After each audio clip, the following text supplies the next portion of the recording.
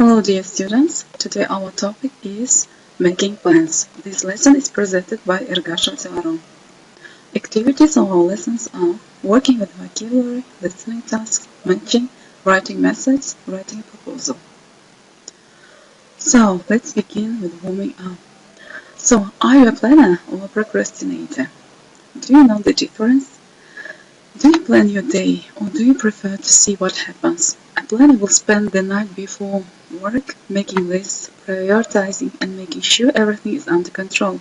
They arrive early and get started on their first task. A procrastinator, on the other hand, is more likely to arrive at work just in time, with the coffee and breakfast in their hand and the stressed look on their face. When you have a job to do or you need to meet a deadline, do you generally do things ahead of time or you leave things until the last minute? Prefer to get started on a difficult job or put off doing difficult job until later? Tend to get distracted easily and waste time, or do you use your time wisely and get things done? Write to-do lists and prioritize tasks, or do you prefer to multitask? Ask yourself and check yourself. So, here you have the activity for matching.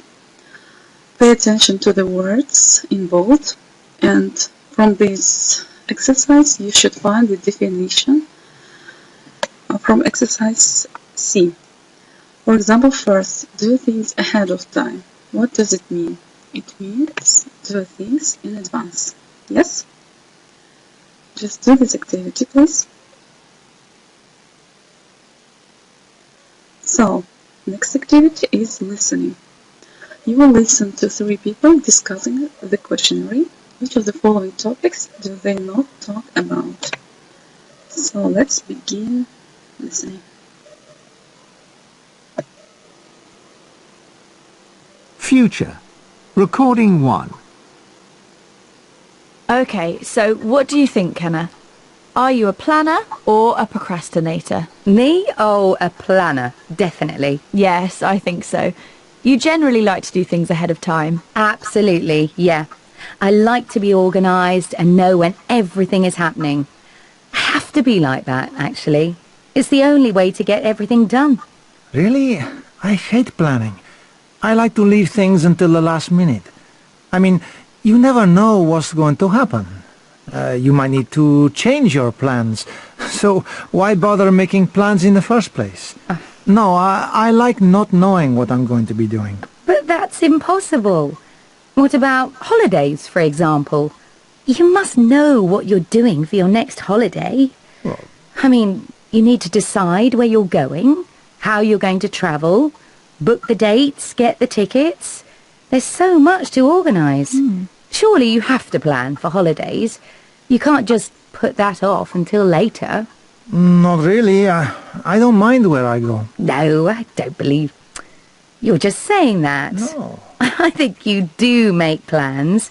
You just don't like to admit it. No, really, I much prefer to wait and see what happens. I might get invited somewhere. Okay, so maybe for holidays, but what about tonight? Have you made any plans for tonight? Yes, of course. I can tell you exactly what I'm doing tonight. This evening, a friend of mine's coming over. We're eating at my house. I'm going to try out a new pasta recipe. And then we're going to the cinema to see that new Argentinian film. Javier? I don't really know. I'll see how I feel. I might go out or I might just stay at home and relax. I told you, I really don't like to plan. How about at work? Are you more organised at work? Do you multitask? I mean, how do you make sure you get everything done? Actually, I think I am a procrastinator. I do get jobs done, but I never get started straight away. I tend to waste time and get distracted and leave the job for ages. And then just before the deadline, I work really hard, sometimes all night. And then I don't stop until the job is done. It's quite stressful, but everything gets done in the end. You don't use your time very wisely then. Oh, no, I'd hate that. I don't think I could work with you.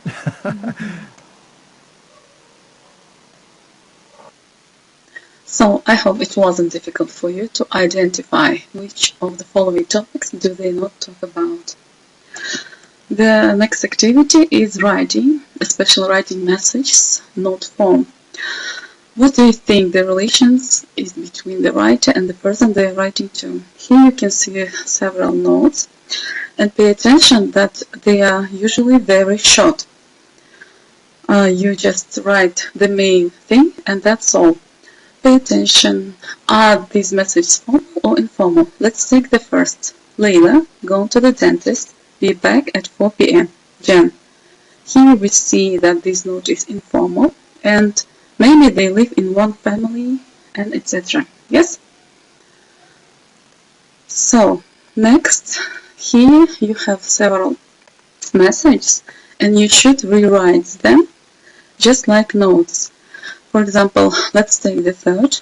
Pete called to say that he won't be able to come to dinner. Do you think you could call him back on and telephone number? Yes? If you want to write notes, you should just give the main information and that's all. For example, call Pete and give the number. And write down your name, for example, Janie, yes?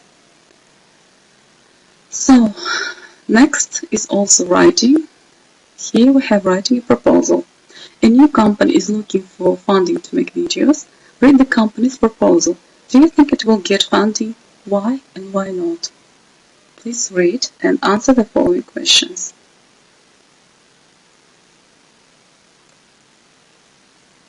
Next activity. Use the sentences openers below to write a proposal for your idea.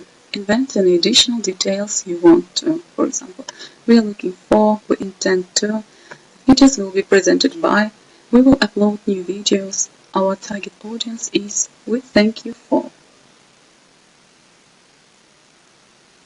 So here you have your homework. Write short messages for the situations below. First, you are going away for the weekend and would like your playmate to water the plants. Second, you want to invite a classmate to the cinema. And the last one, you need to apologize to a work colleague for missing a meeting. Write down message to these situations. This was the last task. Our lesson is over and see you on my next lessons.